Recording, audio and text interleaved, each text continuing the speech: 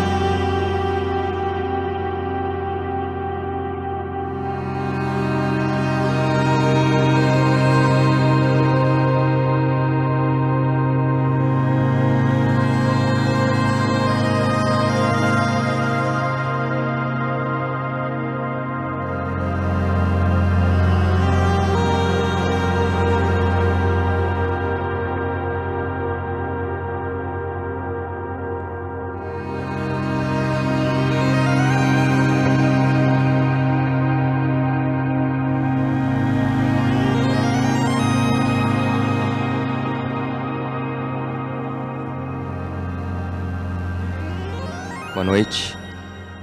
Agradecer a oportunidade de estar nesse momento nas lives da Aldeia da Mata aqui. Realmente é um momento de muita responsabilidade, onde a gente tem um espaço aqui sagrado para poder trazer o ensinamento de Jesus Cristo, do livro sagrado.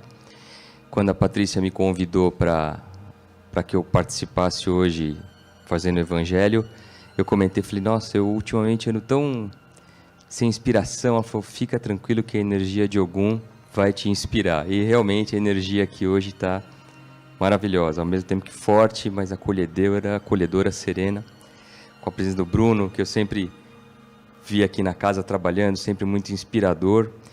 Eu comecei cambonando aqui nessa casa no dia 20 ou 21 de abril, quando a dona Teresa conversou comigo e eu quis trabalhar aqui como cambono na Aldeia da Mata. Foi há 3 anos atrás, nessa casa, que eu aprendi o hino, eu aprendi a defumação, aprendi como reverenciar os sagrados orixás. Não tenho Ogum no meu ori, mas posso beber dessa energia sempre que estou aqui, afinal é ele que rege essa casa sagrada. Eu pensei bastante sobre o que falar essa noite e eu vejo um elemento que é muito importante que a gente sente falta, que é a tolerância. Eu quis falar sobre a tolerância. E também, obviamente, acabo falando sobre a intolerância. A tolerância, a definição, diz que é a tendência de admitir modos de pensar e agir de formas diferentes entre indivíduos ou grupos, sem que haja arbitrariedade. É simplesmente tolerar. Em latim, tolerare é a palavra, que significa suportar. Pensando que passagem da Bíblia poderia ilustrar de uma forma mais clara esse conceito de amor ao próximo, afinal, tolerar é compreender, é se colocar no lugar, é ouvir, né? Então, eu selecionei aqui Mateus, capítulo 5, versículos 43 a 47, que diz: Ouvistes que foi dito, amarás o teu próximo e odiarás o teu inimigo? Eu, porém, vos digo, amai a vossos inimigos e orai pelos que vos perseguem, para que sejais filhos do vosso Pai, que estás no céu. Ele faz que o sol se levante sobre maus e bons, e envia chuva sobre justos e injustos. Se amardes os que vos amam, que recompensas tereis? Não fazem os cobradores de impostos também o mesmo? E se saudardes somente os vossos irmãos, que fazeis demais? Não fazem os gentios também assim? Ou seja, né, o sol nasce para todos, a chuva vem para todos, independente da sua classe social, da sua opção sexual, da sua religião. O sol nasce para todos de forma única. E enquanto não usarmos a tolerância para com os outros, continuaremos distantes do maior ensinamento de Jesus, que é amar o próximo como a si mesmo, né? Jesus mesmo mostrou para a gente, na sua última frase, a tolerância presente, dizendo: ó Pai, perdoe, porque eles não sabem o que fazem. Emmanuel, eu gosto de trazer algumas citações de Emmanuel, do kardecismo, que é a minha origem, e ele diz que o poder de tolerar é a compreensão máxima do que o irmão está passando. Quando a gente compreende na essência e a gente se coloca no lugar, a gente tem o poder de tolerar, de ouvir, sem julgar.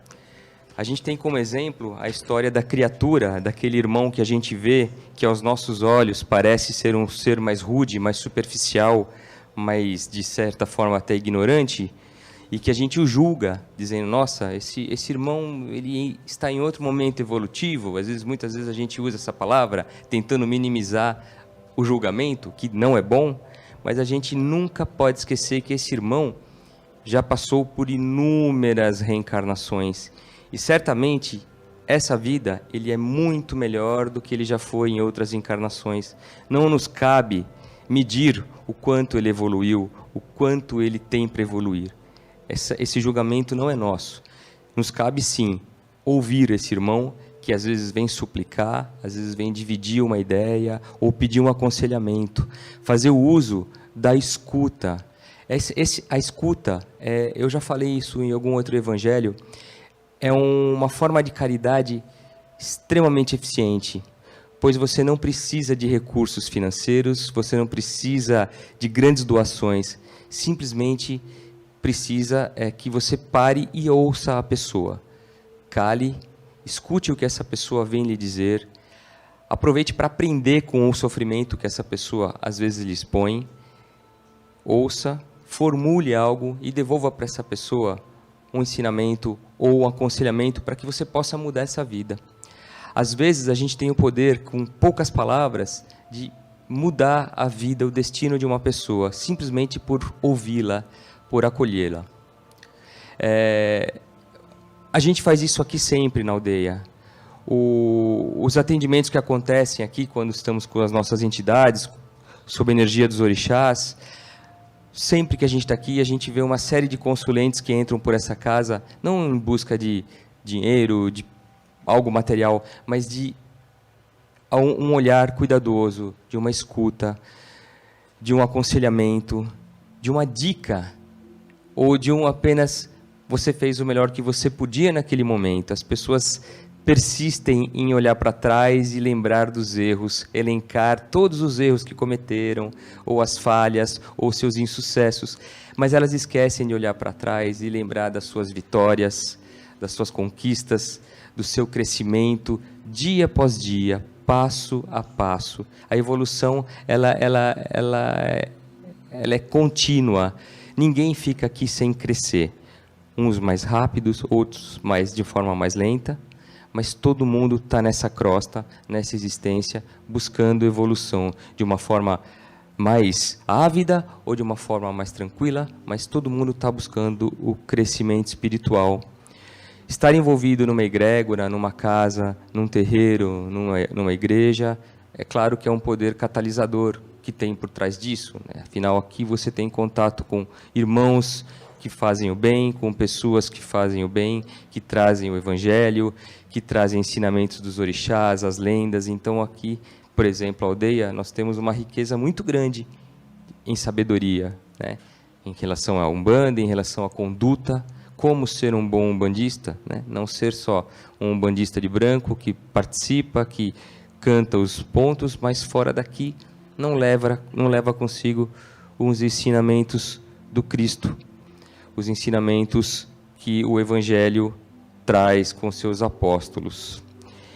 Enfim, a energia de Ogum é uma energia forte, uma energia que realmente é um movimento, e é um movimento que a gente precisa para superar tantas provações que temos vivenciado, como pandemias. Agora, imagina, o mundo inteiro indignado com o conflito que acontece do outro lado do mundo, mas isso é um bom sinal, né? As pessoas não olham mais para uma guerra de uma forma apenas lamentando que tem algum país em guerra, mas todo mundo olha perplexo, se perguntando como que isso pode acontecer nos dias de hoje. A guerra é ruim, mas essa reação que nós percebemos é um excelente indicador que a evolução está acontecendo. A aprovação que nós passamos são elementos que trazem para a gente essa evolução mais aflorada e mais necessária.